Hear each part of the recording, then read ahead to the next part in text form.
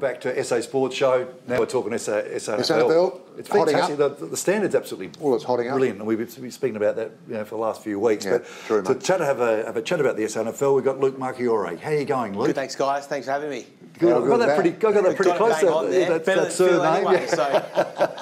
I had been practicing his surname, so I think I got it okay. I hope he's watching, Luke. I hope he's watching because he's butchered your surname for... We'll let him know, that's for sure. So you had some interesting news about why there was a bye last week in the SANFL. So obviously the bye last week, part of it was they wanted an equitable bye in towards the finals as well. Yep. So last year they had the split round, so two teams played, four games were played the week before, six teams played the week after. So they wanted to try and make sure it was even. And also part of it was just scheduling a blank week in case there was any COVID chaos as well. So if the Crows or Port had a lot of cases and they had to cancel a game there, or they had to pluck players out of the SANFL teams, there was an opportunity to reschedule that game on this week where it wouldn't clash and it wouldn't interfere with the schedule later in the year. Okay. So it's set up really nicely now. We've avoided all that, thankfully, and we've got a big 3-game sprint into the finals now. I'm sure the clubs would welcome that. I'm sure the clubs would be thinking, okay, take a step back, couple of nigglies, all that sort of thing. They helped under a bye. I mean, you as a player, having a bye about this time of year is probably not too bad. It's great to have a bye.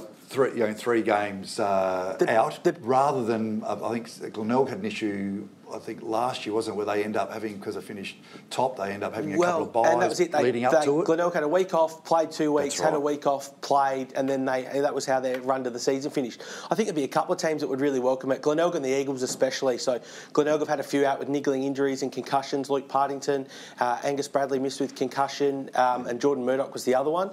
And the Eagles were like that. But then there's probably teams like Norwood that have won 7 out of 8 that probably don't want to stop their momentum, and now they've got a tough ask this week to get going again. They have a lot of confidence, though, Norwood. I mean, even if they do have a bye, the way they're playing at the moment, Norwood, I think they'd go into most games with a lot of confidence. They're flying and they look really confident. And we've talked about how good they are defensively, but they're making the most of their offensive opportunities this year.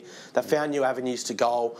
They keep finding new avenues to goal, and they're building on that really nicely. Their midfield's developing quite well, and they're proving to be really dangerous in the second half of the season. How important do you think a premiership is to the Adelaide Football Club?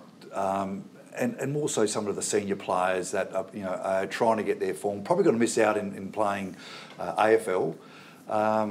Do you think they're going to really open up the finals campaign with open arms? I don't necessarily think so. I think there's actually a lot of players that are going to really struggle to qualify now. So obviously with Riley Filthorpe getting injured last week, Elliot Himmelberg played on the weekend at AFL level. So if he plays 2 more games, he's played more than 50% AFL, so he doesn't qualify. Jackson Haitley can only play 1 more game at AFL level, otherwise he doesn't qualify either. Then there's guys like Matt Crouch and Luke Brown. I don't think they're going to come back and play an SANFL finals campaign either. So there's an every chance that the Crows may only have 7, 8, 9 listed players going into these finals, and I think it's going to be really difficult even for them just to make the finals with their run home. They've got a tough draw coming in.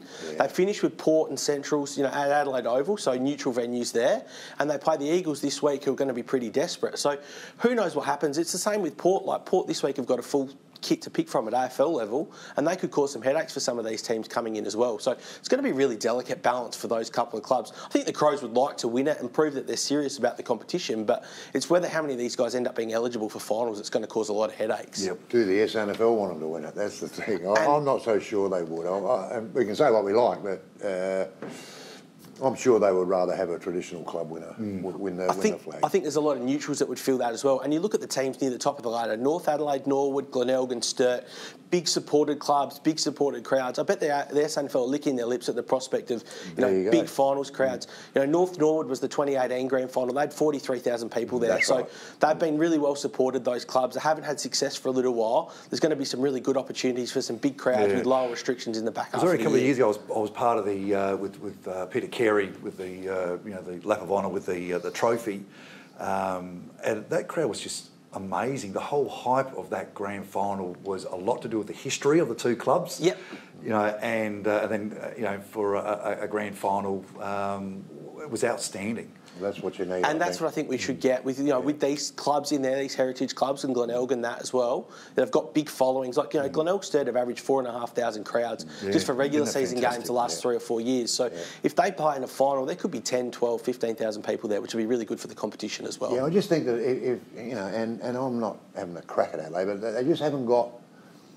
They haven't got the supporters. Their SANFL side I'm talking about, because most of their supporters support Sturt or Yeah, well, that's right. Yeah, Glenelg, South or Eagles North, especially. Whatever, Yeah. you know, I mean, so I'm not sure they get the numbers if Adelaide play. There is a crossover, isn't it? You're right. Yeah. So I'm sure they would prefer a North, Glenelg, Absolutely. Norwood, Sturt, you know, get them in there. And, you know, the Crows' form in the SANFL's been wavering over the last few weeks as well. It's been a bit up and down with the players they've had in and out. Yeah. And that's only going to change more frequently. You know, this week they play in Perth on the Sunday against their SANFL team at the same time. So whether there's guys like Filthorpe and that come up from these injuries may determine how they go this weekend. Sure.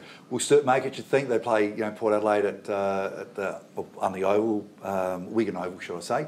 I think they're hanging in Adelaide. I think this is the week for them. They really need to pinch this game this weekend. Port are going to be pretty much full strength. Apart from Motlop and Lysette, they've probably got everyone to pick from this weekend.